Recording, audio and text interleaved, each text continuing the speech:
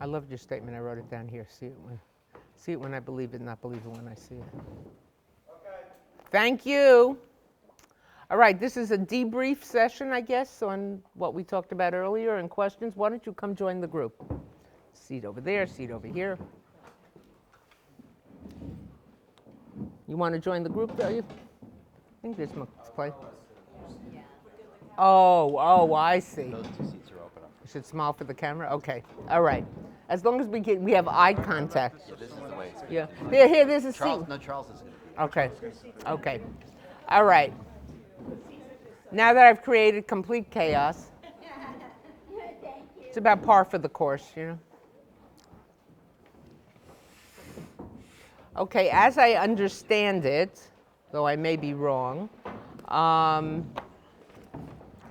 we're supposed to, really this is a follow-up to what I talked about before. I can certainly expand on some of what I said or develop other ideas.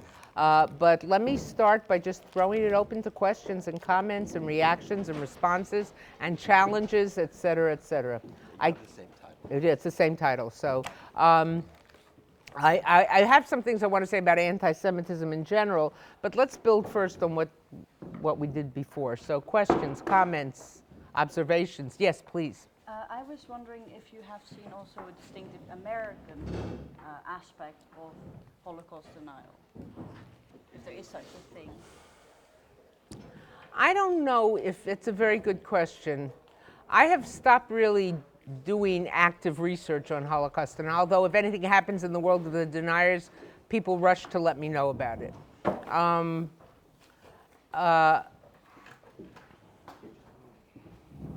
No, I don't think there are any overtly distinctive forms that, let me put it this way, you have distinctive forms, you know, an Orban's form of Holocaust denial is different from a Duda's, you know, a Polish form of Holocaust denial, et cetera.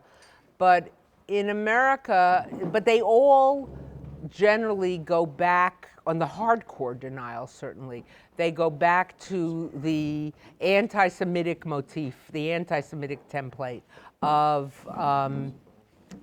money, power, the Jews' ability. I mean, just think about it. What the deniers are saying is that the Jews got the Allies, who knew it was a lie, to hold the Nuremberg trials.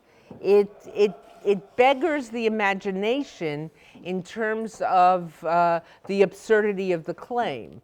But as long as you're approaching it from the notion of the stereo, or the, again, I use the analogy I used earlier, the prism through which your view of this is refracted is an anti-Semitic prism. In other words, and it can't help, look, I used to fight against this, but enough conversations with colleagues and others and reading that it's very hard, I wouldn't say it's impossible, but it's very hard if you're raised in, I'll say American society, because that's the one I can speak for, not to have an element of racism built in. You know, it comes,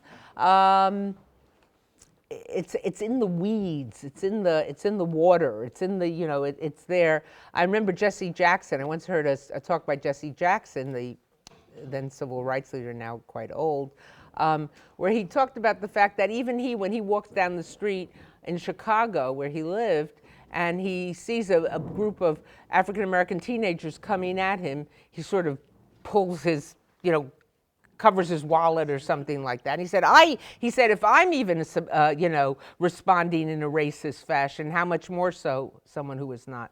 So I think it comes with each of us. And I think the same thing can be said of the anti-Semitism, that when you say to someone that the Jews have made this up, and because they know how to make money, they like to make money, they have no compunctions in making money in a underhanded fashion, it makes sense to them. So that's as far as I would go. Maybe over the course of our conversation, I'll refine that a little more, okay? Can I ask one Sure, question? follow. I have had a lot of people who have a different type of encounters with people who have a different kind of soft Holocaust denial. Yeah, sure. I have had a lot of encounters with people who have another kind of soft Holocaust denial than the one you mentioned. The kind where they acknowledge that it happened, but in lesser numbers. And these people usually aren't outright anti-Semitic in what they say, but there is a problem with how they talk about the subject, obviously. What do you do with those types of people? You know, How do you respond? the number thing is a very tricky thing. We didn't argue numbers in my trial because we felt that it was, even though I and my lawyers can recognize if someone says it was only 1 million, as opposed, we now know it's probably 6+ million because so many small graves that we didn't know about have been discovered, particularly in Eastern Europe. In Eastern Europe. But it can get problematic, you know, in that. But when someone, and I don't want to give you a hard number, where someone who says 4.8 million, I think just doesn't have the right numbers, but someone who says 3 million is a denier.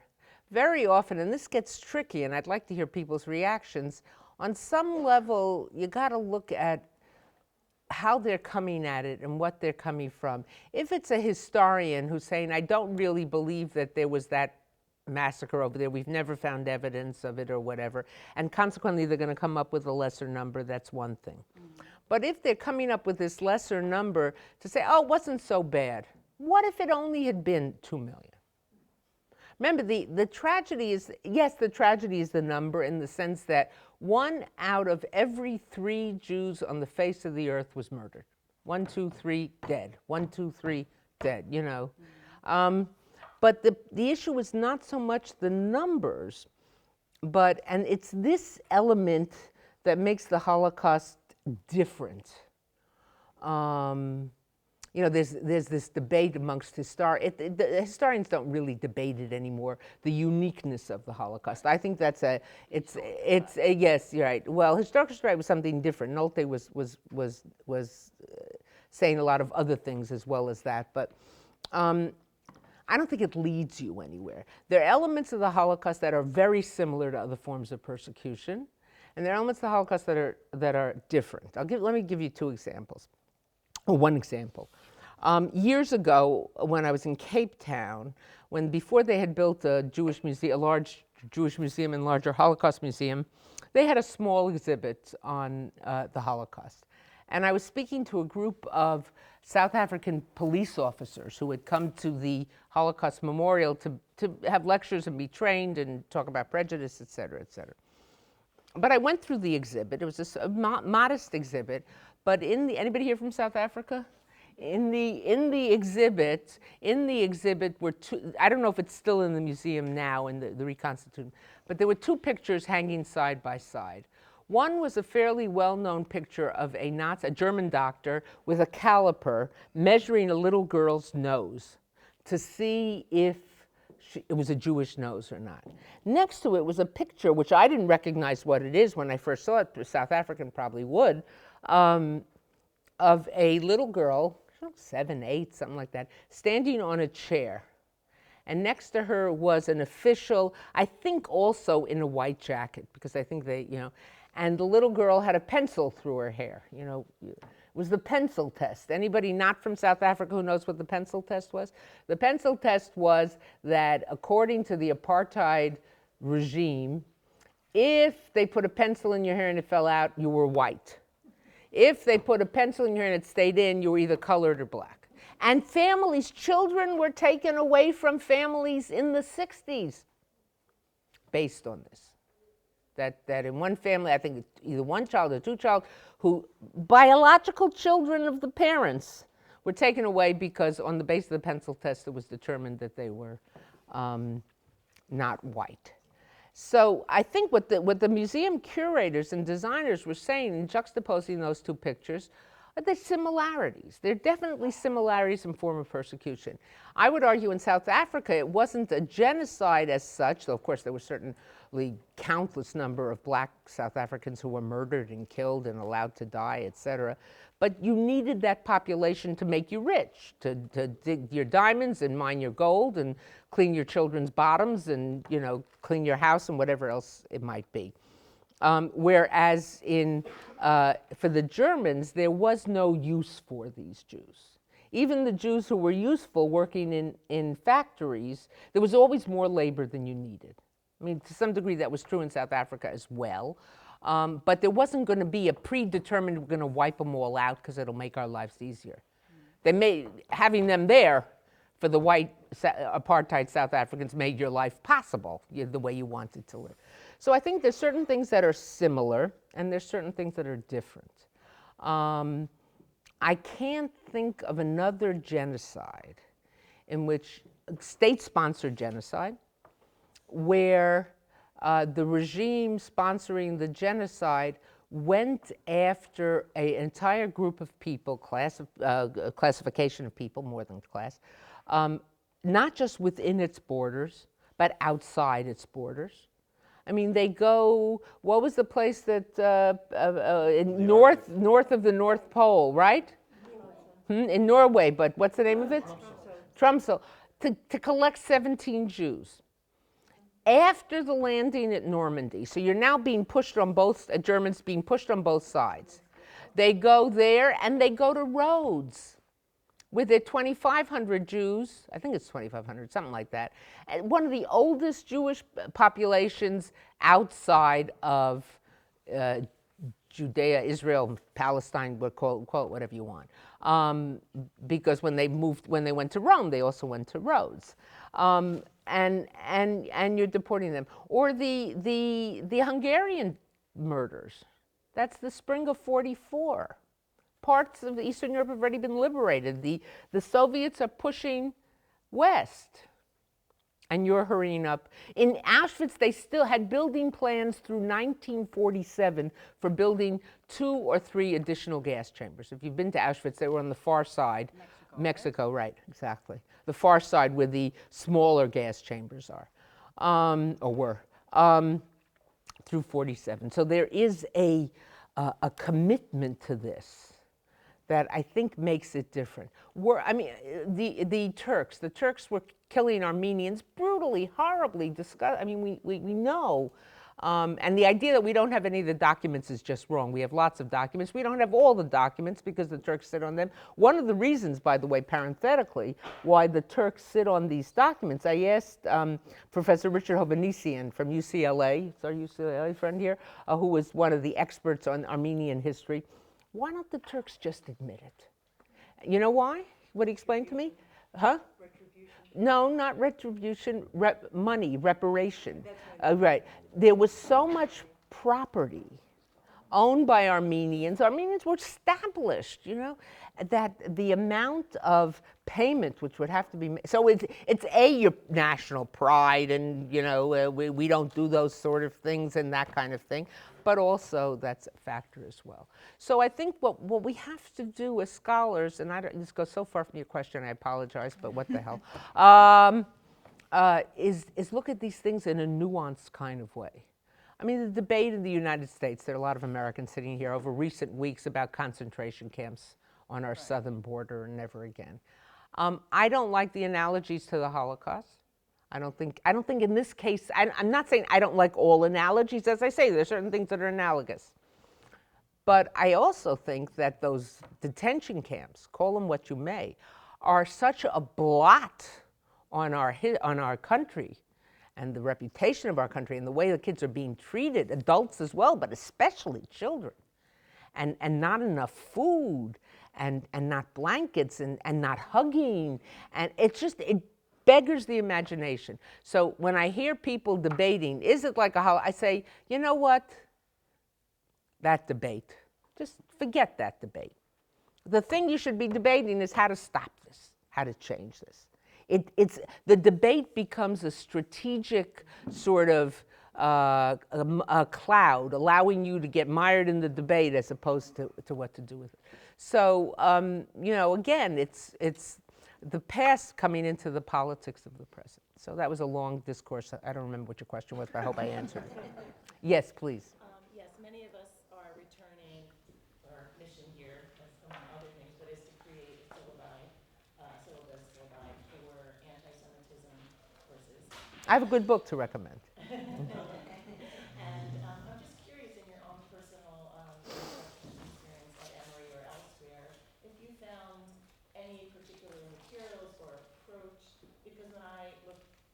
what we've even observed in the first few days of our time together here, it's a little mind-boggling where to start. Yeah. And I'm just wondering if Well, you it's have interesting. any I'm going to be in suggestions. residence at the Holocaust Museum next year in Washington. Anybody who comes through, come say hello.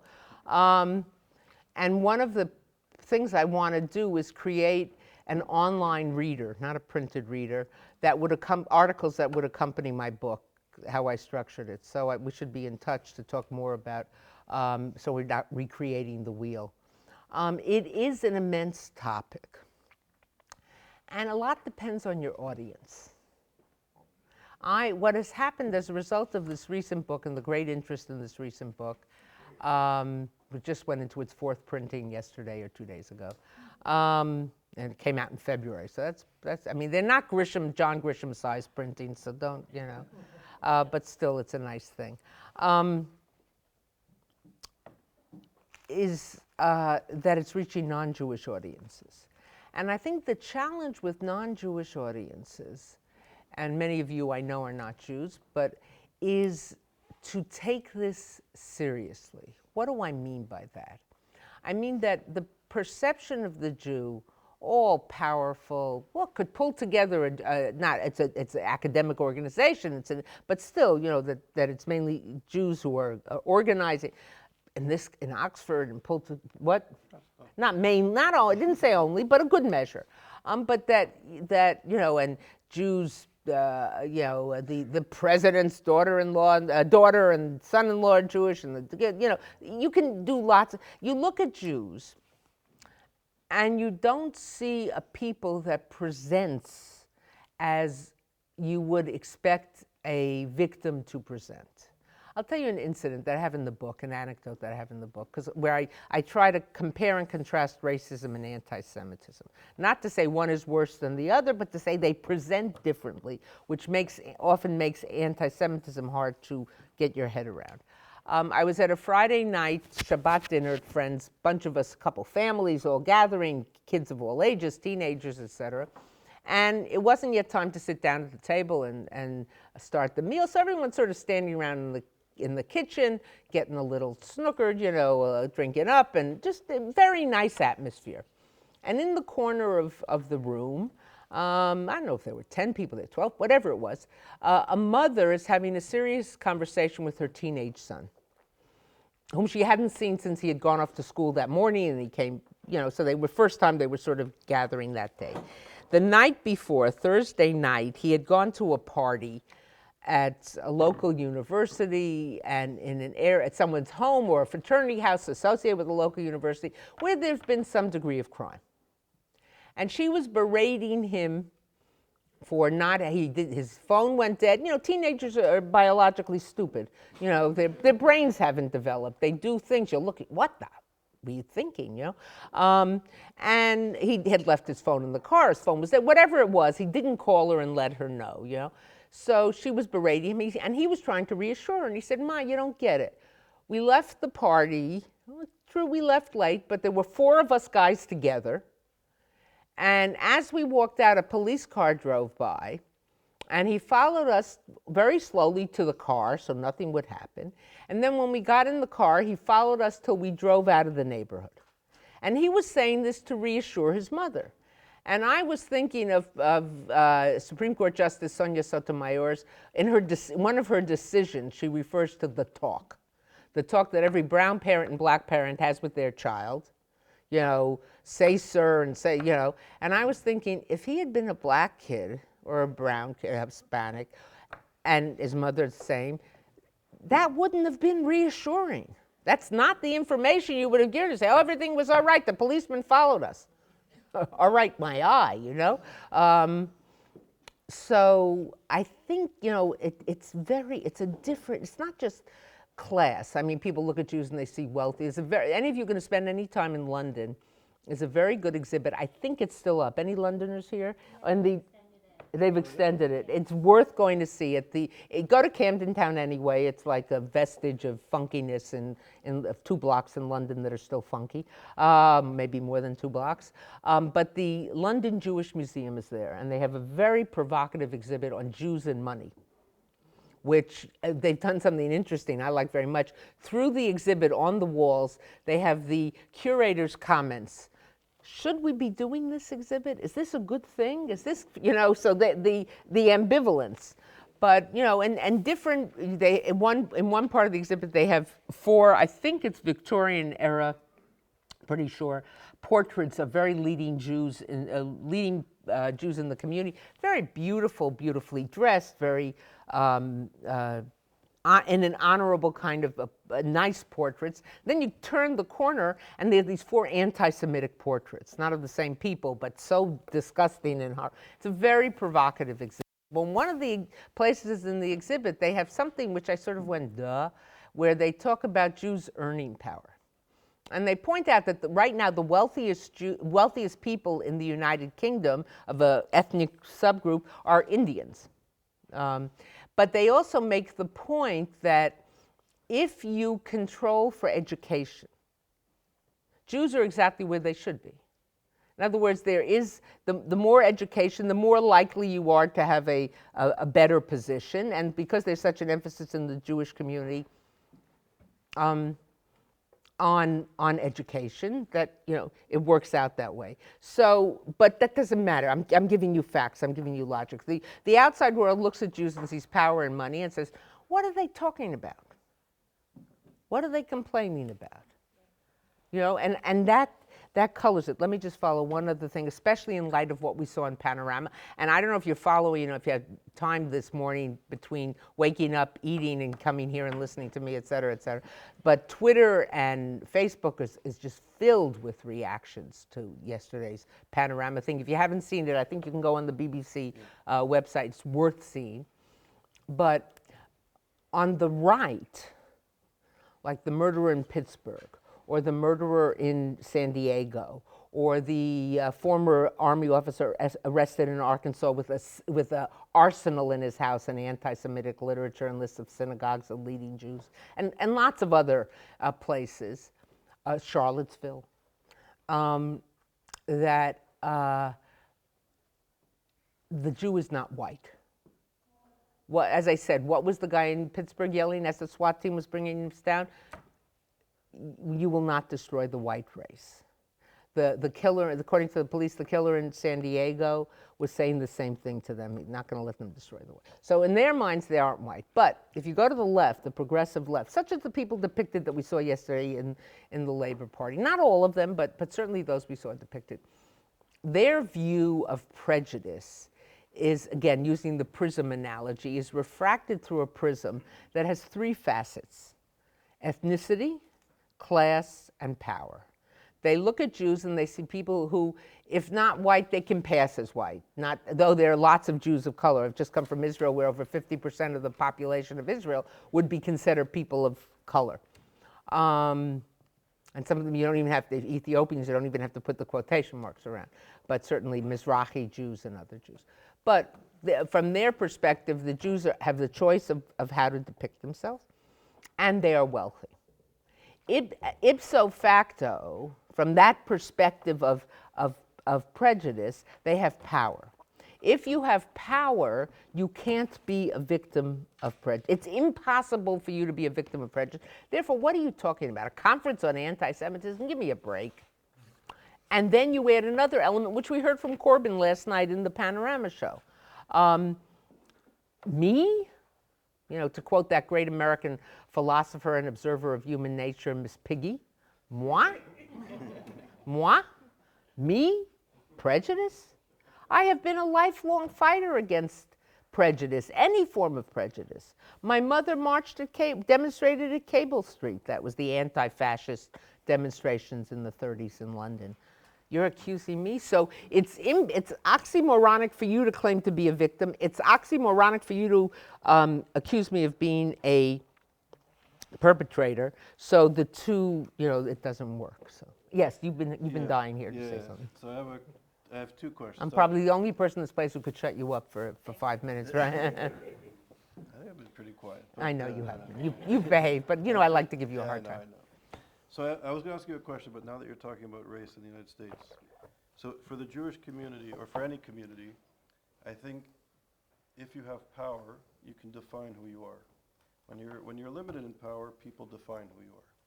So on the one hand, Jews were killed for not being white, and now in the United States in particular, Jews are being perceived as white, and I think Jewish people are internalizing their whiteness at an interesting level. In Canada, Jews were never really white, and they're still not white, even though the Jewish population of Canada and the United States are similar, but white identity is different.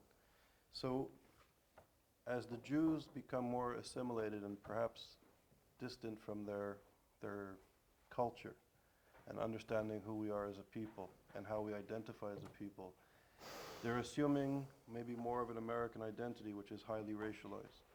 And what's also interesting, I think, in the United States, there's sort of this gap emerging for all sorts of reasons between American Jewish identity and Israeli national identity and other Jewish diaspora communities. How is American racism, or the social construction of the American kind of racial formation, and Omi and Wynot talks about, how is that impacting on Jewish identity in the United States, and how that is maybe impacting on Oh my Israel God, that's a whole conference you just Okay. designed All right. there. I'm just going to take a stab at Okay. certain aspects Okay. of it. I think there are a lot of Jews in the United States, and not just in the United States, in the UK too. There's been a number of articles in today's Jewish Chronicle about, who is it, Hopkins, Katie Hopkins, is that her name? Who is a flaming racist and a flaming anti-Muslim, and has talked about, I don't know if she's talked about immigrants or she's talked about Muslims as cockroaches. And that's a Nazi-like depiction, you know. In Eternal Jew, at one point, there's a famous scene where they pick up a bag of flour or some sort of rice, whatever it is, and the rats come out, and that's used to depict the Jews, you know. And there are some Jews who are not, I wouldn't say lots of Jews and many Jews, but she's been speaking in some Jewish gatherings, homes, small organizations, etc. Because the assumption is, well, she's anti-Muslim and we're under attack by Muslims. And what the article is saying is, first of all, you shouldn't be doing this just in and of itself. And second of all, if you don't think that after she's finished with the Muslims, she's not going to turn on you, or she's creating an atmosphere, a world in which prejudice and hatred is so acceptable. But I think there are Jews, not a lot, not a majority, certainly not the organizational structure, but there are some Jews who have sort of hunkered down and looked for allies in all the wrong places. I think that's, you know, Okay. go ahead. No, okay, thank you. So now going back to the academic stuff and denial. So you speak about a certain type of Holocaust denial. Mm-hmm. So we were discussing in the conference the rise of sort of the extreme left, the extreme right, and political Islam's anti-Semitism and the attack on the democratic center. Going into the academic world, I would argue, and other scholars have argued, there's a more sophisticated type of revisionism. So people like, in my view, Timothy Schneider's book on the Bloodlands. So he's not a Holocaust revisionist, Not at all. but he's saying, in a way, the Holocaust happened, it's horrible, but something similar happened over there, and it's sort of like a geographical, I would argue, a geographical argument that's sort of revisionist. It sort of equalizes. Though he other things. does say in Bloodlands, after I challenged him exactly as you did, and he made me go back and look at the section in Bloodlands, where he says what Stalin did was horrific. And anybody who doesn't have an idea of what Stalin did, particularly to the Ukrainian population, he made them eat the seed corn. What does that mean? He guaranteed that the following year there would be starvation. They don't have food to eat, let them use the seed corn that you set aside so that you'll have something to plan for the following year.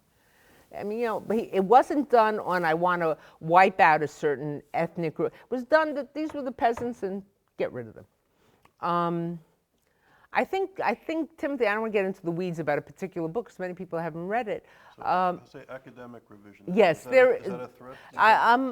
I think what we're having in the academy in certain cases is somewhat of a, I call this is a little bit glib, and I know I'm being taped, so don't take this too seriously, a McCarthyism of the left.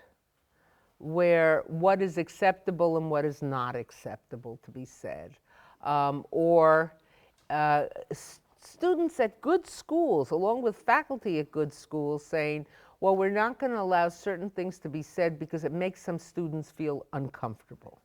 I find that very dangerous. Now, I'm not saying that we should be inviting people on campus to make students feel uncomfortable. I don't think David Duke should be invited, and I don't think David Irving should be invited. But we know how the campus works, and there are many people here associated with campuses, that it's that anomaly where, you know, the president can't control who gets invited. People get invited by groups, and if they're legitimate groups, you know, you can, in most cases, invite them. But there are those who are arguing we shouldn't allow people to come on who make us feel uncomfortable. Now, I'm not arguing for, you know, giving David Duke a platform, and I think if he came, I would be out there protesting, et cetera. But sometimes we have to, you know, you can't do that because it gets very dangerous. The minute you start saying who can come and who can't come. Like there's certain people, some people that are working BDS, some people are saying we shouldn't allow people who support, well, if you're going to do that, you're going to end up with the other end as well. So I think you're right in that certainly within the Jewish community, there's a lot of short-sighted thinking going on that can be very troublesome. But I do think American Jews have been completely, again, to borrow the British term, gobsmacked by what happened, because they didn't really expect this at all, even though it was emerging. Yeah, let's go down and around. Okay. So I just wanted to get back to the Jewish identity thing just for... To the what? The Jewish identity thing, return just for a little bit, just because I think it ties into the academic in some way or sense. So just like, okay, on a personal level, so I'm from Georgia, right? So Where? Athens. Okay. Yeah. But I went to school in like the rural parts, right? So, you know, growing up Jew in the South, you know, I've heard pretty much everything under the sun in terms of like, you know, anti-Semitic jokes, comments, whatever, right? So I'm like, You got pennies thrown at you and... Yeah, actually, yeah. And those are by my friends, right? And so, you Get know, new friends. Yeah. So basically, my point is like I'm completely desensitized to any verbal thing, right? Like at this point, I just don't care, and I know a lot of other people, you know, feel the same way. And I think with my generation, in general, we're pretty cynical, and you're either really pro PC, like politically correctness, or you're really against it, right? And you know, I kind of fall into the against it because I think it's whatever. But when you have that kind of thought and that attitude, mixed with the fact that I think there are like kind of two types of Jews in America, right? From America, something about that. You have people who immigrated like a long time ago, who have like in the 1800s, who have grown up and are now kind of like waspy Jews, right? Like they have forgotten kind of identity. They were really worried about kind of assimilating into white American culture, and we're pretty white passing, so it fits.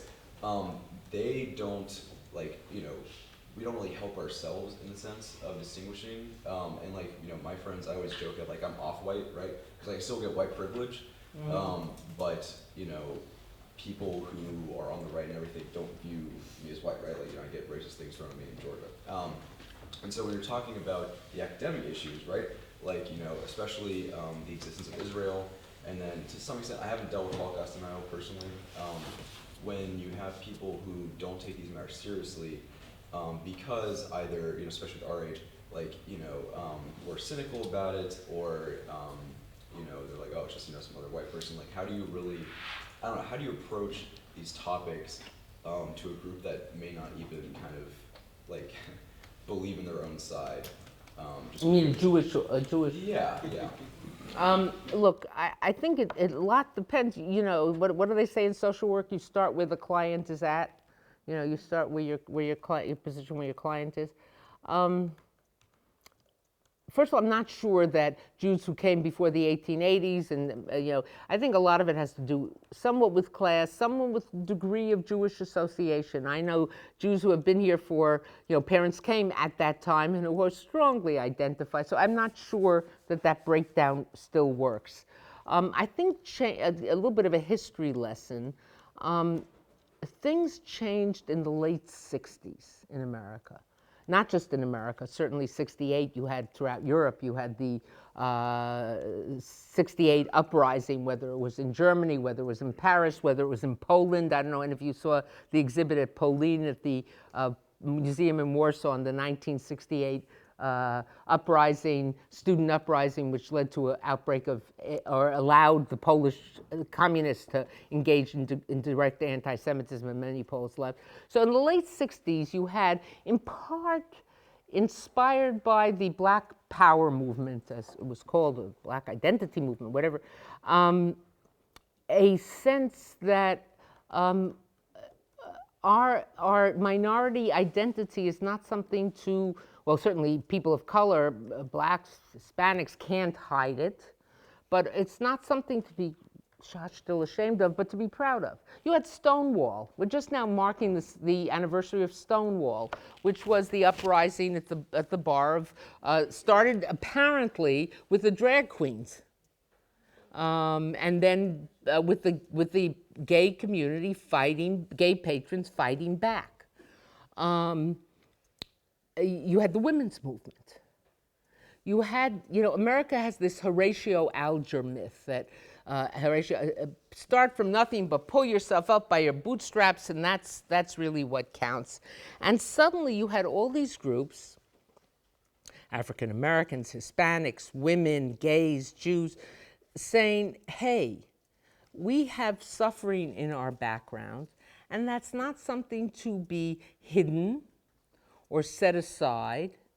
And we're, again, black, brown people didn't have a choice, but we're not gonna be in Jewish terminology would say shashtil, don't make a fuss kind of people, and we're going to be proud of who we are, and we're going to identify openly. And in the Jewish community, that's when you began to get a real grappling with the Holocaust.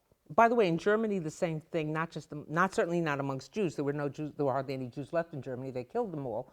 But, and I don't say that glibly, but it was young Germans in '68 who had watched the Auschwitz trials and the Eichmann trials on television, et cetera, who suddenly said, and had grown up where, certainly in West Germany, where everyone, from the dog catcher to the diplomat, said, oh, my parents were on the Eastern Front fighting, if they were all the Germans who claimed their parents were on the, or Germans who claimed, Opa war kein Nazi, right, Grandpa was no Nazi, they wouldn't have lost on the Eastern Front. So nobody had any responsibility. But that changed in '68. In the late 60s. It changed dramatically. So there was a much more, we've gone through 3-4 generations or 3-4 decades of an honesty about a past, whether in the United States, whether in parts of Europe, et cetera, and an honesty about persecution. And I hate this is speaking personally, I hate the attack on PC, because PC says, it's wrong to call someone, a black person, by the N-word, to call a Jew a kike, to call a woman a slut, to whatever it might be. And bravo to the United States soccer team. Not women's soccer team, but soccer team, They have the women's soccer team and we have the men's soccer team. But that was just an aside. So we had these generations, culminating with an African-American, mixed race person, but certainly someone who presented to Americans as, looked at and saw an African-American in the White House. And then came the response, the pushback. And with it, a populism, an anti-globalism that's been paralleled in Europe as well. And an anti-Muslim, anti-refugee, this whole replacement theory. So I think we're getting this pushback against what we saw from the late 60s through the first decades of the 21st century. And it's not overtly anti-Semitic. It's more overtly racist, it's more overtly anti-Muslim, but it comes from the same people who tend towards, looking at the Jew as the non-white.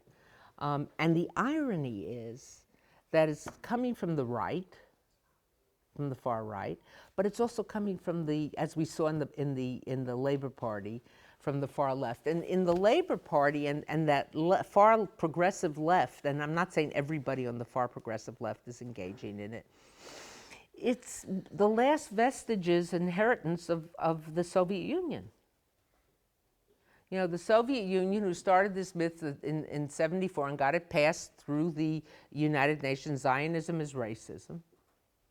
You know, again, you can disagree with Israel's policies, but the idea that only the Jews couldn't have a national identity, you can say that it's been carried out wrong, you can say that there's been human rights violations, you can say all those things and not be wrong. But to ipso facto declare it racism. So we're seeing that pushing back. We're seeing a populism. And I'm not against patriotism. I think to be patriotic about your country, I'm very grateful to what America's given to my family. And what we've done to add to it, but the opportunities that have been given, et cetera. But I think on some level we're seeing that pushback. So all those, and in that cauldron, that mess, that it's like a whirlpool sort of different emotions. History has taught us that Jews get ground up. And I wouldn't talk about anti-Semitism on the left and anti-Semitism on the right. It's the same. Oh yes, you have it emanating from there, but it's exactly the same form of anti-Semitism. That's the interesting thing. Sometimes you get a racism on the left and you get a racism on the right, and you can have in both places, but it presents differently. Or sexism, whatever it might be. But here, look, think about it. I'll give you two examples. A few weeks ago in Detroit, there was a dyke march, lesbians. And the Jewish lesbian groups in the march, some of whom wanted to march with the Israeli flag, some of whom wanted to march with a gay flag with a Jewish star, were told they couldn't march because the flags were too political or whatever. And they were standing on the sides, and a bunch of neo-Nazis had come to protest the march. Now, I want to argue that 4 or 5 years ago, they wouldn't have the guts to have come out so openly. Now they feel it's okay. But they came, and when they saw the Israeli flag and the gay pride flag with the Jewish star, they urinated on it. So it was this mix of right and left. The other example is David Irving, the guy who sued me in court, you know, a flaming right-winger. And there's nothing about the Labor Party he likes.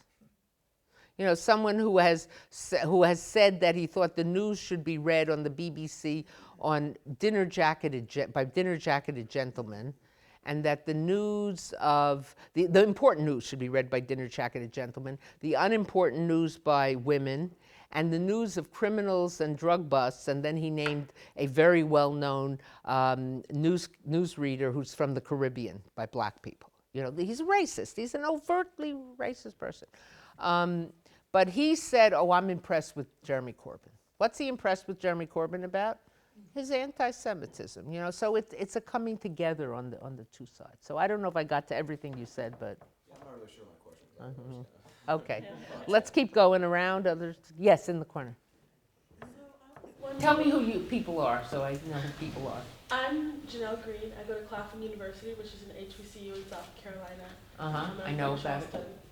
So my question is, I'm wondering what the most effective way you found to deliver the message of anti-Semitism as it being on the rise in the United States is to minority and populations. Because you did touch on the idea that in a lot of communities of color and minorities in America, there's a sort of disbelief. What are those Jews complaining about? Right, because there's a belief that Jewish people have money and power and influence because of certain theories that come from different groups. So how do you? I think it's a very important question. I recently spoke at a large graduation at Brandeis University, where there's a large Jewish student population, but not only. And I say this not just there, but I say it in a lot of places. First of all, you can't fight one ism without fighting all isms. And I say that to Jews who are mainly, I mean, you're always going to be more concerned about the ism that's going to harm you and your family and your friends and your neighbors, people of your background, whatever it is. So if you're gay, you're always going to be most concerned about homophobia. If you're black, you're going to be most concerned about racism, Jew, anti-Semitism. But if you say, I only care about one, then you're, first of all, do it strictly on a self-interest level. I'm not saying this is the most important reason, but if you want to convince people, you sort of start out on the self-interest kind of thing, because that's how we are. That's how we're programmed. That's in our DNA or whatever. If they're starting with one group, they're going to get to another group. Look, Dylan Roof and the guy in Pittsburgh, Dylan Roof, the killer, the murderer at Mother Emanuel Church in Charleston, South Carolina, they all read the same websites. They all believed in the same thing. The thought that they're going to go after one and not the other is, I guess it's wrong to say whistling Dixie, but I'll say is whistling Dixie, meaning, you know, it's a fool's errand. So I think that's one thing, and I believe in it morally, and I believe in it strategically. And I think the other thing to understand, and I'm very careful about analogies to the Holocaust. I think it's analogized both by people anxious to remember the Holocaust and people who think it's been remembered too much. But I'm very careful. As a historian, I'm very careful. But Jews are very much aware that when the Nazis, you know, and as we heard last night or yesterday afternoon from Professor Patterson, they weren't anti-Semitic because they were racist. They were anti-Semites, and all else flowed from there. That these things get mixed up with one another. When I see someone that I think is different, if I'm dividing people into us and thems, not just us and thems in terms of neighbors and celebrations and traditions and cultures, but us and them in terms of danger, I put the two together. I don't know if that will work. I think that there's also a need on part of the Jewish community. Certain segments of the Jewish community are very aware of racism. But I think that there's a need to understand it as not just that something is inherently wrong, and I think Jews have understood that it's inherently wrong, but also that don't think it's just to them. But it may start with the Jews, but it never ends with the Jews. It may start with the African Americans, but it's not going to end with the African Americans. It may start with the Muslims, but it's not going to end with the Muslims. If you have a society with hatred in it, it's dangerous. The other thing, and what I haven't said yet, and I should have said maybe earlier, but I don't think any healthy democratic society can tolerate having anti-Semitism in its midst and remain a healthy democratic society. I think the same thing about racism, but for different reasons. The reason for anti-Semitism is rooted, as you've heard already this week, and you'll hear more through the end of this conference in this institute, is rooted in conspiracy theories. And conspiracy theories say create distrust in judges, in the FBI, in the banks, in the police, in the school system, in in everything. If I don't feel that there's something I can trust there, then it's a sort of downfall of democracy. Now, I think democracy can be very flawed, no question about it. And no one knows this in the United States, no one knows this better than the African American community. But nonetheless, it's better than the alternatives, as we're seeing in certain cases today in the United States. So I don't know if that would work. I don't know if that'll be sufficient, especially in today where there's such a feeling, justifiably so, of urgency about racism in the African American community and the way it's presented and the way it's been expressed and the way, see, the other thing that's so troublesome and you know, I think that I hold just like I hold Jeremy Corbyn accountable for lots of the anti-Semitism that has emerged here in the UK, I hold Donald Trump accountable for much of the anti-Semitism and certainly racism that has emerged. Whether, I think he is a racist, but I don't know whether he's an anti-Semite or not. But that's not the question. The question is not the thoughts, but the deeds. And I think the deeds have emboldened a division amongst people and a resentment amongst a certain segment of the population, certainly a white segment of the population. And I think that is very dangerous. I recently heard of an incident, I read about it in the newspaper, and I was just the day before I was going to meet with the DC City Council, because there'd been a number of incidents of anti-Semitism. The DC City Council, as you probably know, has I think a majority, but if not a very significant, I think it's a majority of African Americans on it because of the nature of the makeup of DC. And they'd asked me to come and talk to them about anti-Semitism. How could they put their heads around it? How could they understand it? And just a few days before I had come, I think the day before I came, there was a story I think in the Washington Post, of a middle school in DC. Now, most of the public schools in DC have a majority African American population. This one happened to have a far more diverse population, a larger segment of Caucasians, of whites. And kids were playing football at recess. And there was some altercation that began between a white kid and a couple of black kids. I have no idea about what, nobody knows about. But the white kid used the N-word. And then he said, and you can call, this is a middle school, so what is he, 6th, 7th, 8th grade, does it go to middle school? You can call me racist, but I don't care. He heard that from someplace. He heard that from home. Because that's not, maybe the N-word he picked up other places, but I think both the N-word and certainly you can call me racist, but I don't care, you hear from home. They can call me, I don't care what they say about me, that kind of thing. That's the PC I'm talking about, because then it leads to other things. No genocide ever began with actions. Every genocide began with words. That doesn't mean everybody who engages in those words is going to ipso facto engage in genocide. But no genocide began with actions. So, but I think that if we're going to fight against one kind of hatred, you've got to fight against the other, because the enemies don't see the difference. That would be mine. Yes, in front of you. I'll get around, yeah. Thank you. I'm Milan. I came from Slovakia.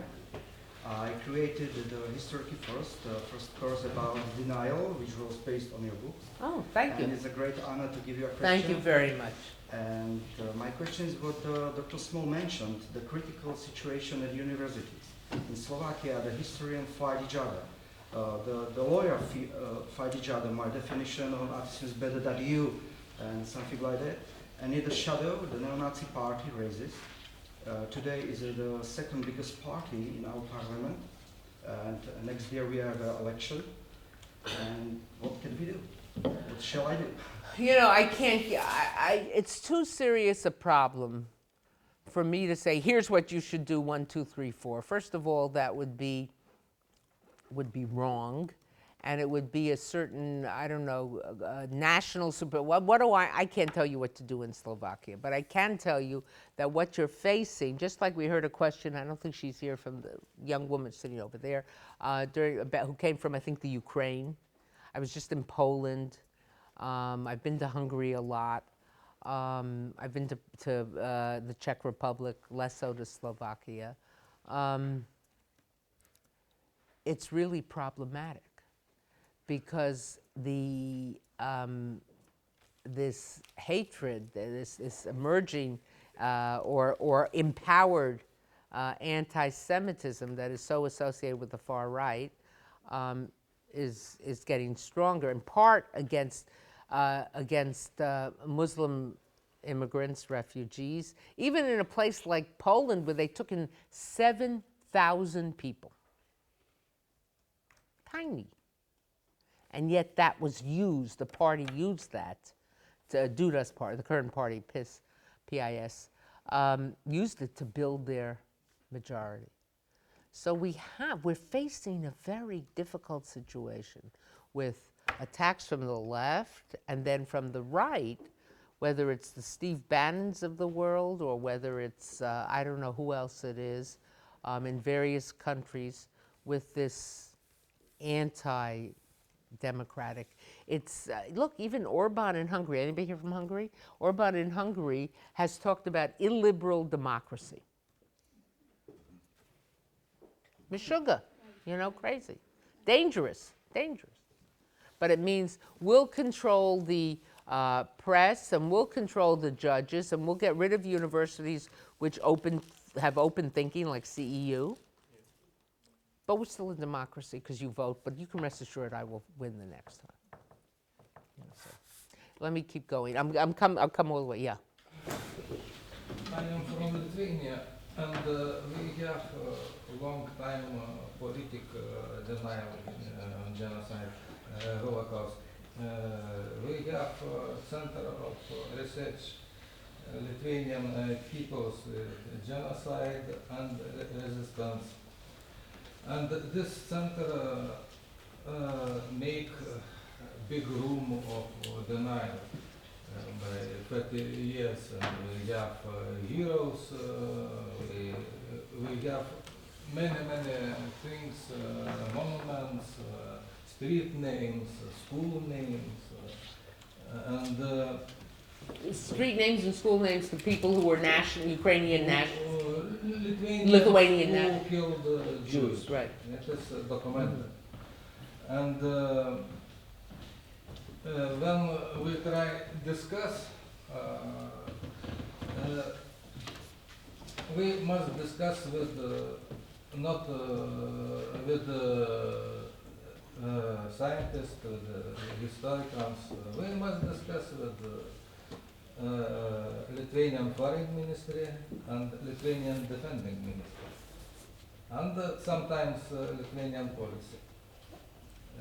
It is not academical discussion. Mm-hmm. It's political. It's a political. Yes, academical discussion we lost about 20 years ago when Professor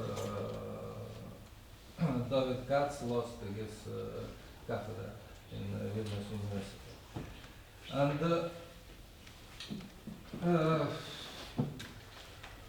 Lithuanian Foreign Ministry can tell many good things about, right things about the Holocaust. All is right, but no name. Who killed? Germany. What Germany? And in Lithuania killed Jews was killed not in concentration camps. They was killed By Lithuanians. near the towns. And, Right. There are more than 200 modern places, and we have such with prisoners. Jewish was killed about 220,000. Prisoners was killed 160, and they say that some different things say that Jews was not oppression began autumn 1941. Was arrested and killed was only communists. I see It's a rewriting. It's a rewriting of history. It's a rewriting. Yes, rewriting history, and it is if I show documents. I am a journalist. I write articles. Show documents and defending ministry officers write about Putin propaganda. I strike against Lithuanian state. I write them, okay, if you think that I make international law, we can make a peace agreement. You remove idiots from defending ministry and I don't fight against What you have to- but it is it is became international because when go to Lithuania, Papa Francisco, maybe you know it, they show for Vilnius ghetto. I write many papers about the Vilnius ghetto, and Nazis show Vilnius ghetto too. It is a big ghetto, good functional, but no don't show more than the sides. And Popelka don't show more the site in Plunge, where was 70 Jewish girls baptized, raped, and murdered. And don't show what to do. And they erect monuments in the United States for example, Romanovskas Vanagas in Chicago in this. Right. Okay, let me stop. 'Cause It I'm is, gonna be- yeah. it is go from Lithuania, they spread that denial, and I don't know what. Thank you. What you are describing, and again,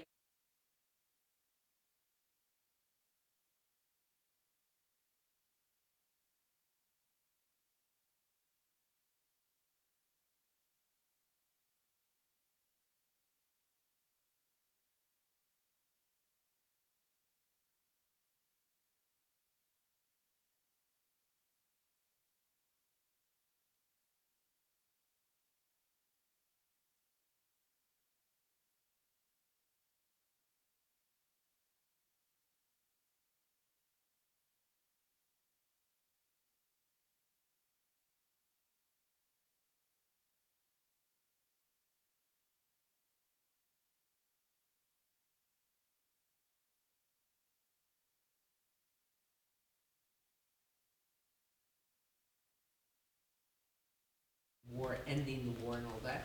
But he moved from the north, he left the north, where he was in the army, to the south, to fight for what? States' rights for what? You know, so it's the history wars, let me put it this way, especially to the historians and the students of history here, the history wars are contemporary. And they don't control just how we remember the past, but they control the societies we're building today. And I think that's a lot of what you're talking about. I'm not going to say, and I'm going to move to this side now so I don't get accused of favoring the right. But I'm not a political scientist or a politician to come and say this is what they should do or should be done in Slovakia, in the Ukraine, in Germany, in Poland, Orban, Hungary, whatever. But I think it's something that people have to take very seriously and not just see it as a fight over some arcane aspect of history. Oh, there they go fighting whether XYZ was a murder. It has to do with who we are going to be in the future, if not today. So I don't have an answer for you because I think it would be disingenuous of me sitting in the United States or flipping in, in and out of countries as I do, but to say this is what you should do. But I can tell you that what you are fighting is not just the history wars, but the nature of the society that will be there. Let me keep going here, and then I'll get you in the back, yeah. Hi, my name is Deborah. I'm not in academia. That's all right, we like people who are not. They got their heads screwed on straight. Yeah. Before I live in a small town in Turkey, and I started an NGO to help the Syrian refugees that have become 10% of my town, to teach them to Turkish, blah, blah, blah. But anyway, my question goes, your talk earlier about the origins of anti-Semitism from the New Testament, which is just today the same thing but a different sweater, so to speak. I heard a good analogy. Let's give you an analogy. For Professor Alan Johnson, whom you saw in the Panorama show last night, he compared a recent article. It's a very good article on labor anti-Semitism in Fathom magazine, which is an online magazine, very much with hundreds of examples of what we heard a little bit of last night. But he describes anti-Semitism as a piano on which different tunes are played. And different people play tunes. So it might be a medieval Catholic preacher, it might be Voltaire who hates the church, it might be Marx who hates all religion, it might be the Nazis, but it's the same instrument with different modified tunes being played. So that's, yeah. So my question is, before the New Testament, where did anti-Semitism come Well, from? before, this is getting into a historian's war, and I would not bore you with that. But there are some historians who look at ancient Egypt, Alexandria and things, and they see anti-Semitism there. I'm not a specialist in the ancient world, and I don't know it as well as certainly I know the modern world or the history of the modern world. But I would argue that what happened in the ancient Greco world, Alexandria, for example, was more of a fight about different ethnic groups, a different group in your midst who didn't disappear. But it didn't have what you get, again, and we heard this from Professor Patterson yesterday, what you get in the early Middle Ages to late Middle Ages is a demonization of the Jew. What we're talking about and what makes the punching up, remember punching down, punching up? The punching down, they're inferior and I got to keep them down because they're going to bring me down. The kids will go to my school, the schools won't be as good. They'll move into my neighborhood won't be as good. I mean, push down, push down. The part of that person who's because as I say, racist and anti-Semite are usually the same. The pushing up is they're like the demon, and they're all over. And what was distinctive about, and continues in theology to be distinctive about the demon? A, the demon is the only one who can harm God, and B, the demon disguises himself, so that you don't know you've encountered the demon until he's come and gone. So change demon to George Soros, change demon to Rothschild, change demon to that you Jew working behind the scene kind of thing. That's the punching up, the conspiracy theory element.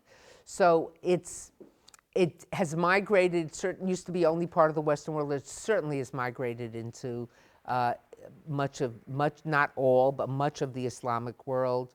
The Prime Minister of Malaysia was, just speaking at Cambridge and engaging in overt anti-Semitism, and he has engaged in overt anti-Semitism. So I describe and compare anti-Semitism to a herpes virus. Now, if you've ever known anyone who's had a herpes virus, you know that and now there's medication that to some degree it responds to, but up until very recently, it couldn't be cured. It would lie dormant in your body, and it would come out in one of two situations. Stress. So the day before you're going for an interview for a job, you get a herpes sore or something like that, day before your wedding. And a hospitable environment. You have a sore in your body or an infection in your body, and the virus migrates to there and finds it a hospitable environment to prosper. So you've had what's been described as shape-shifting. Anti-Semitism has the ability to shape-shift in a way that other isms generally don't. Racism is always they're lesser, they're bad, they're unaccomplished, they didn't get you know, they can get where they go by deserving it. They're going to bring us down. They're going to, you know, et cetera. It's not as smart, not as good, not as hard working in America. The stereotype, shiftless and lazy, all, you know, prejudicial. Think about the word prejudice. Anybody ever think about the etymology of the word prejudice? Prejudge. Don't confuse me with the facts. I've made up my mind. So I have a colleague who says, you meet the stereotype in front of your nose when the person is still 2 blocks away. So it changes, yet it remains the same, if that's your question. It's in the back, yes. I'm Gabriel Noah Brahm. I did a book called The Case Against Oh, I like your book very much. Thank you for your support. And your reader on BDS is excellent, excellent. Read it. It's really a terrific book. Well, it's riveting to hear you address these questions. Thank you for being here. Speaking of BDS, is BDS anti-Semitic, and what about anti-Zionism more broadly? Not forgetting that some Jews support BDS and even call themselves anti-Zionist. Right. First of all, I think the notion that someone can be of a group and therefore is not necessarily going to be prejudicial towards that group is wrong. We know women who are sexist. We know African Americans who have engaged in a form of, or, you know, if only they would, if only boys would hike up their pants or whatever it might be, everything would be solved. And we know Jews who have absorbed anti-Semitism, absolutely. You know, and so the idea, in fact, the idea of the self-hating Jew, I think is not, in my book, I talk about not the self-hating, but the self-loving Jew. The Jew, particularly on the left, who says, you know, I'm not an anti-Semite. I'm going to bravely speak out on these things because I'm the brave Jew, whatever. It's like Howard Jacobson wrote a book, The Finkler Question, which won the Man Booker Prize a couple years ago, about 10 years ago, in which he talks about Jews who discovered they were Jews when it came time to criticize Israel. Now, on the Israel issue, and do so bravely. I'm so brave, I'm Proud to be ashamed. yes, there you go, right. I don't know who coined that. You know who coined that? Was it, I think you're right, I have to ask him. But it's a great read. It's the only novel I've read that I've ever I shouldn't say that, I have some of Faulkner's and others I've underlined, but I've underlined and annotated, you know. Now on Israel, it's a very crucial question, and you've given us tremendous material to work on this question, and very balanced and fair. There, and Alan Johnson was saying it, he says it in this Fathom piece. If you want to get a sense of what the whole problem with labor is and the connection to Israel, look at this Fathom piece with loads, you know, he apologizes that I give you so many examples, but he says the examples drive home the piece. One can be critical of Israel, of Israeli policies, in the extreme, and not be an anti-Semite. One can be critical of American policies and not be anti-American. Absolutely. One can be critical of, one can call the settlements or the Shuvim or whatever you want to call them on the West Bank occupation and not necessarily be an anti-Semite. You want to hear criticism of Israeli policies? Read Haaretz, the Israeli daily. Go to the Knesset. And the one place in the Middle East where you have open debate, and listen to what the opposition is saying, and you'll hear criticism. Criticism of Israeli policies is not anti-Semitism. It's when, my argument is, when you begin to say that, or say that the state of Israel has no right to exist, the question has to be why? Why? And some people say, well, it's a theocracy and theocracies you shouldn't have theocracies anymore.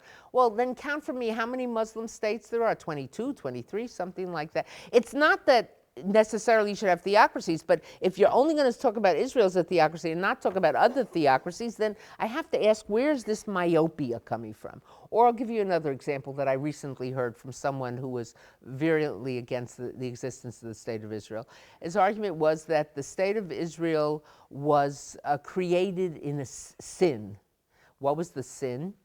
The expulsion of the Palestinian Arabs. Now, truth be told, there were Palestinian Arabs who left because they were told on the radio and by imams and others, leave now, and you will come back in a few days and you will inherit the Jews' orchards and their homes and their business. It will all be yours, but get out so we can eliminate them and we don't have to worry about not harming you.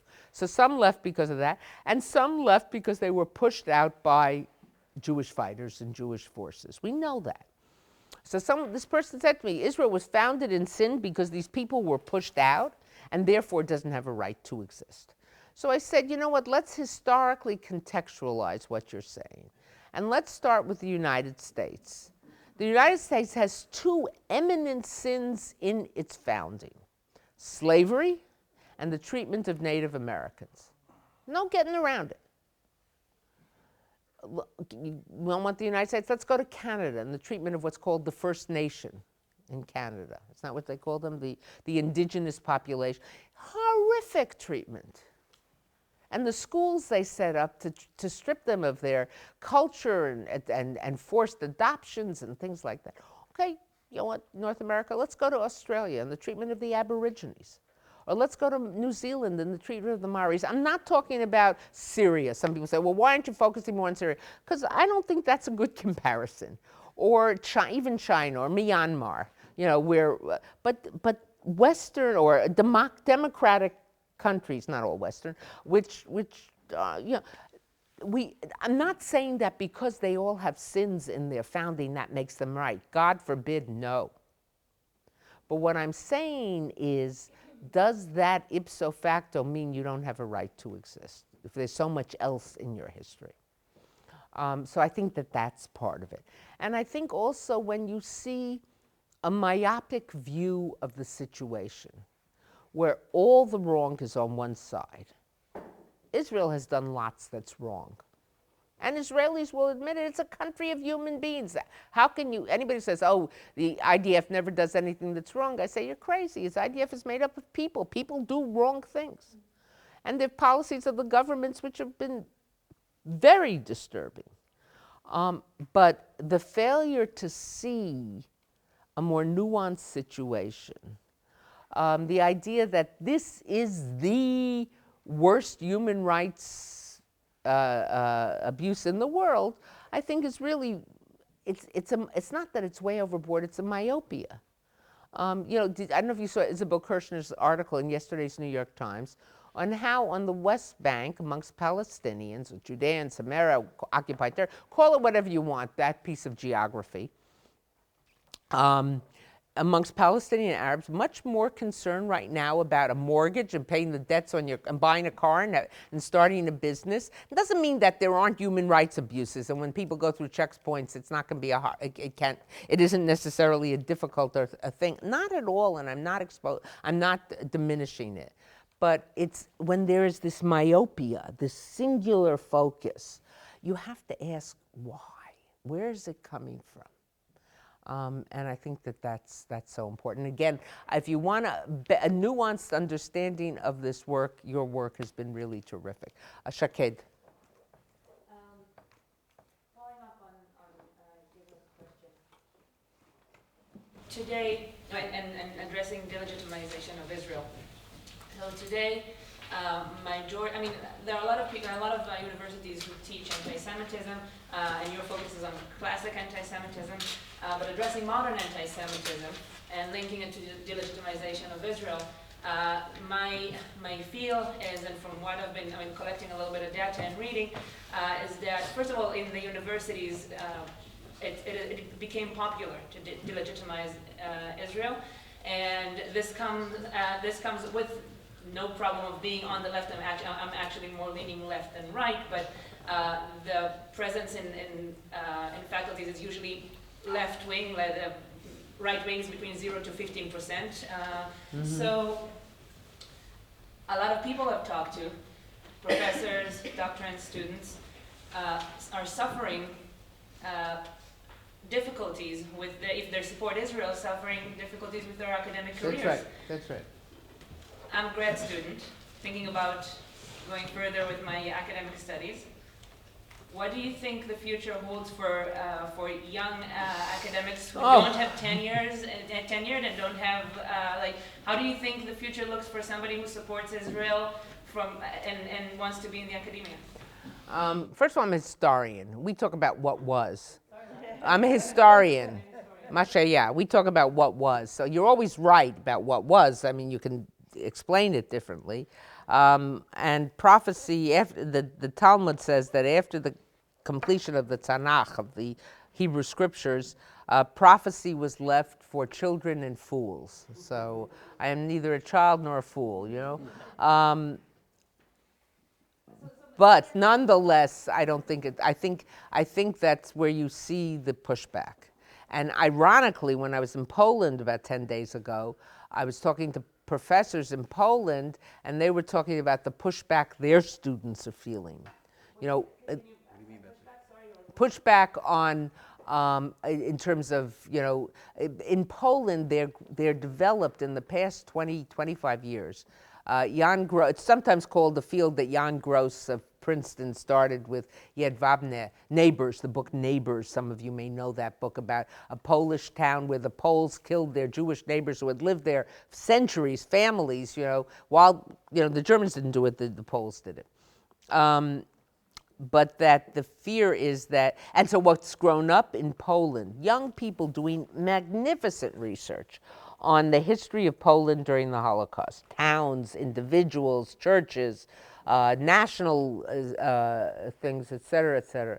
And now this government doesn't like it. Going back to what you were describing in Slovakia, and where are you? You're Lithuania, and Slovakia, Lithuania, right, and the Ukraine, where she was sitting.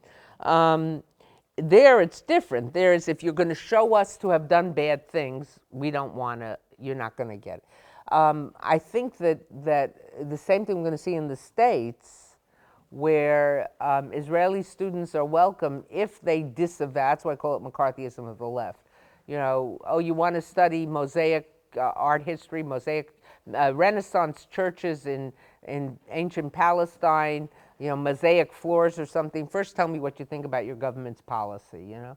And I think it's very, very disturbing. And if we're going to be against it on the right, you know, and we saw it in the American campuses in the 50s and through the early 60s, we've got to be against it on the left too. Okay, let me keep going. And yeah, go ahead. We only have about 5 minutes, so ask quickly. One and then two.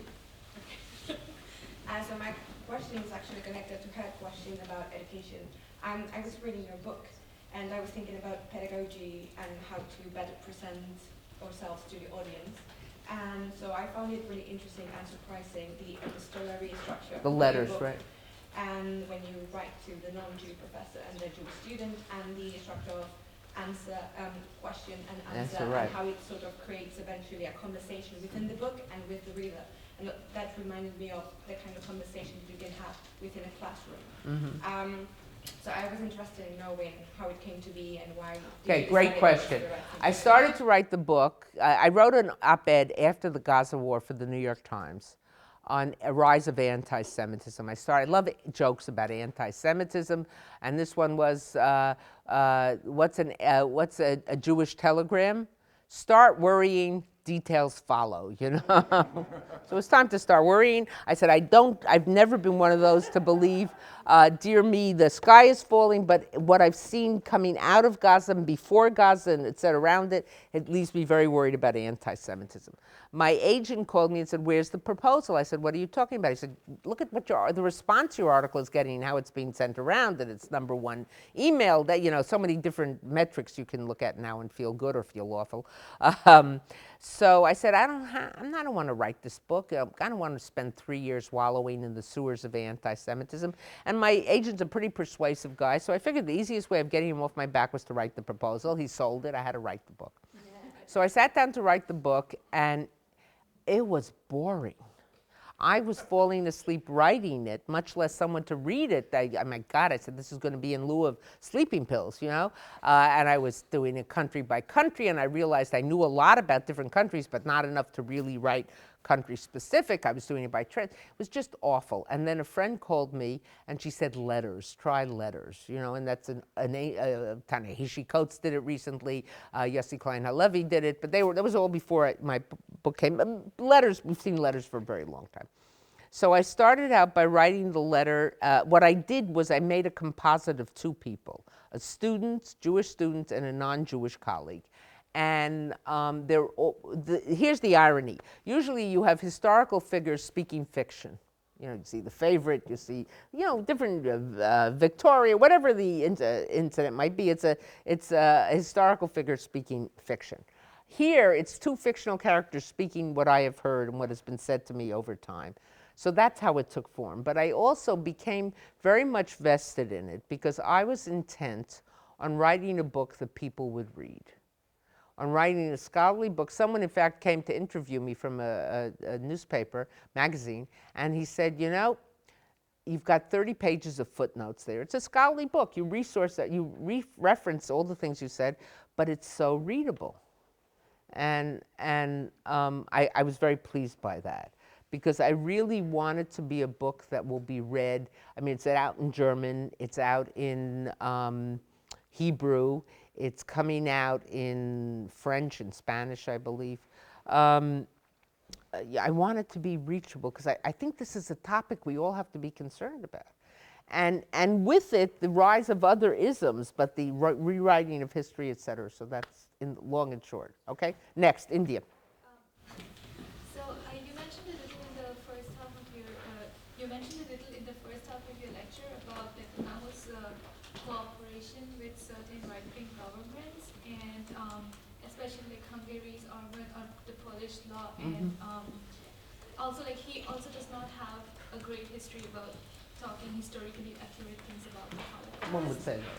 And like when in 2015 he said it was the Mufti who convinced Hitler when, Hitler to right, which is ridiculous, right. So I was wondering, what are the implications of this sort of... I just get, of Netanyahu, okay, I'm only cutting you because I see a lot of anxious people around you, and I know, I stand between you and lunch, and you may like my talking very much, but you like lunch better. I just gave an interview last week to the Times of Israel, which appeared on Monday. And when I posted it, I said, do never give an interview when you're over-caffeinated and underslept, because the filters come down and you speak the truth. I've gotten a very good response, and then some people who want to, you know, I don't know, string me up or not, or maybe less than that, but who are not happy. I am very, and at one point I briefed, when I was in Israel, I briefed the Ministry of Foreign Affairs, and I said the same thing to them, so I'm not, you know. I am very troubled. Let me back up. I understand realpolitik. I understand that nothing I say will determine whether, you know, there's peace or not peace, whether a population is safe or not safe. I say it, I can say things here. Let me go to lunch and you can all forget what I said.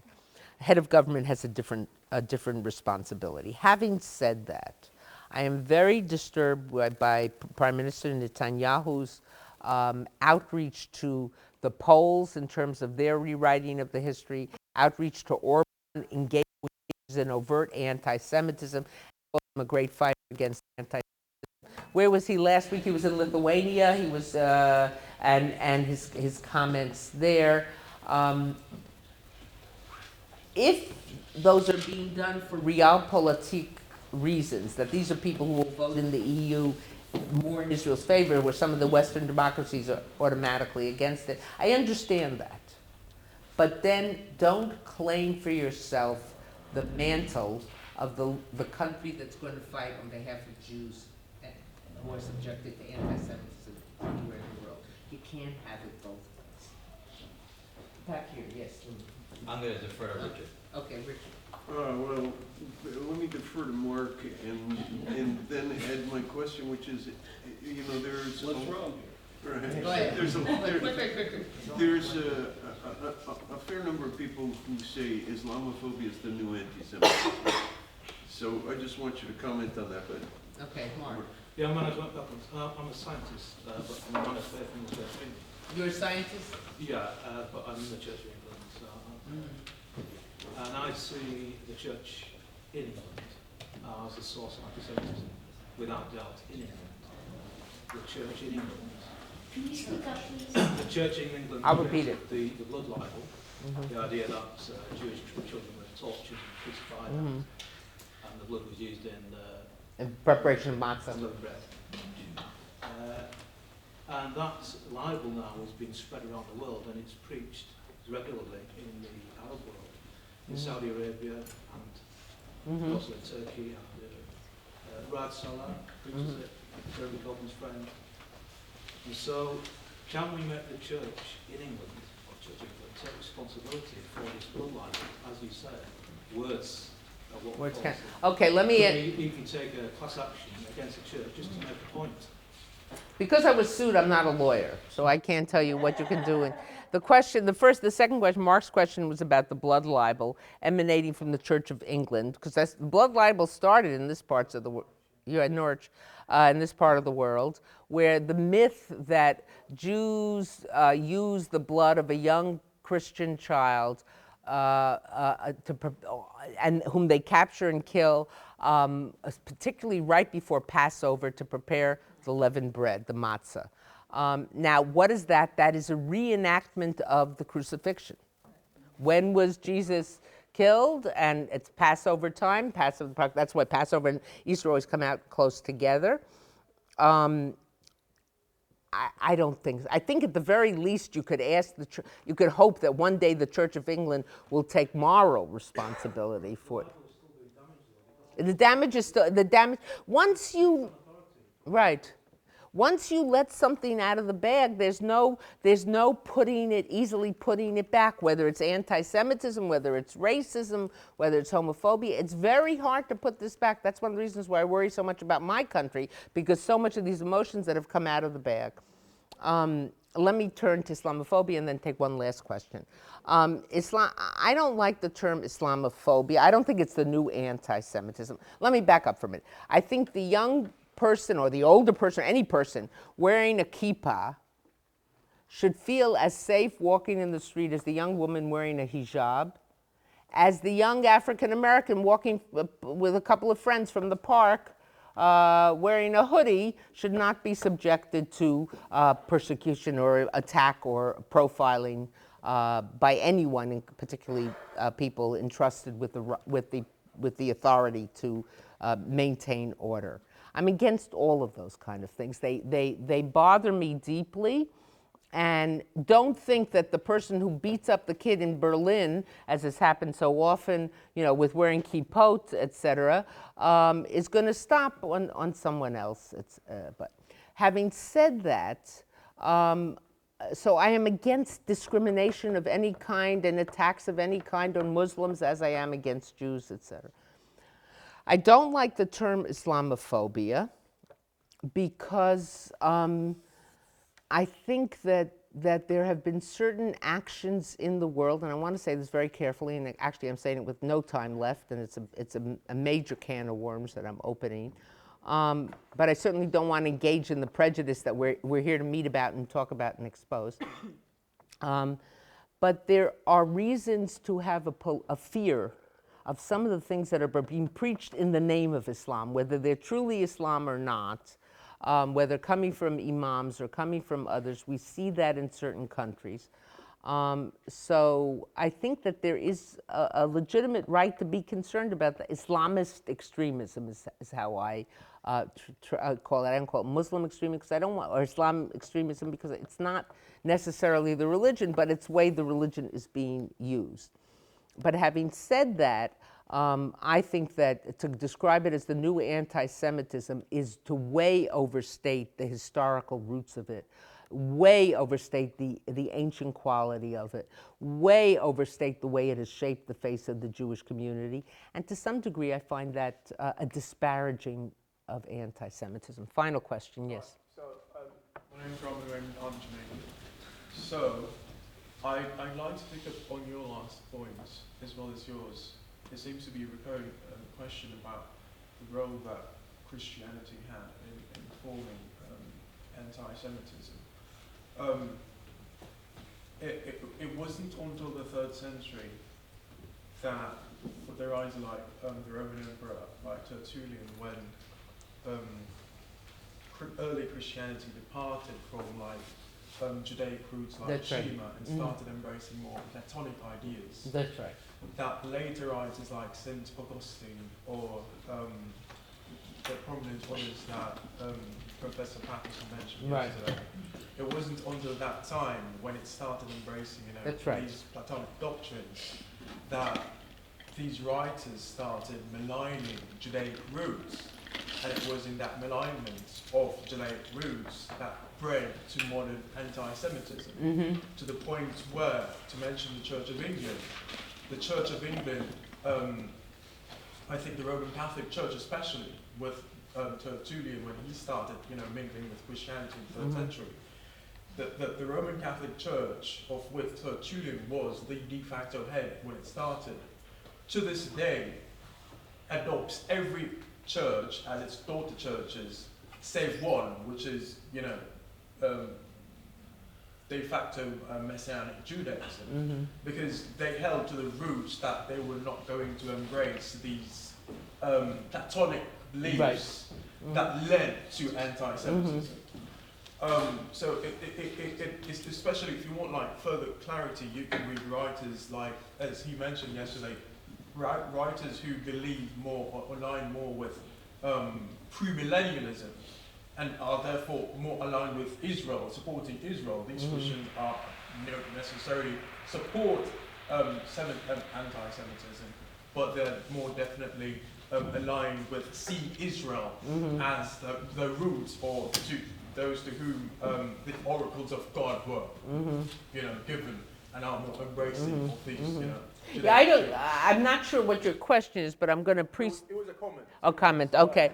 I don't, yes, I appreciate your comment, and I did not want to suggest that the New Testament is inherently anti-Semitic.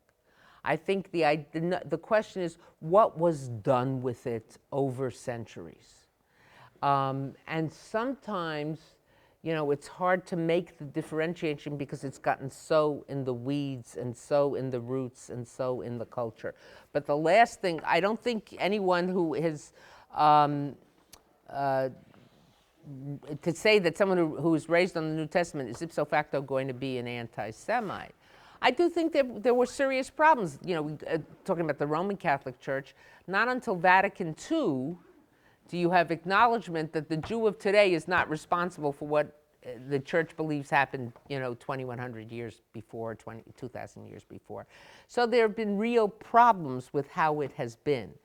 But in terms of whether that is the essence of the church, or I'm not saying that at all.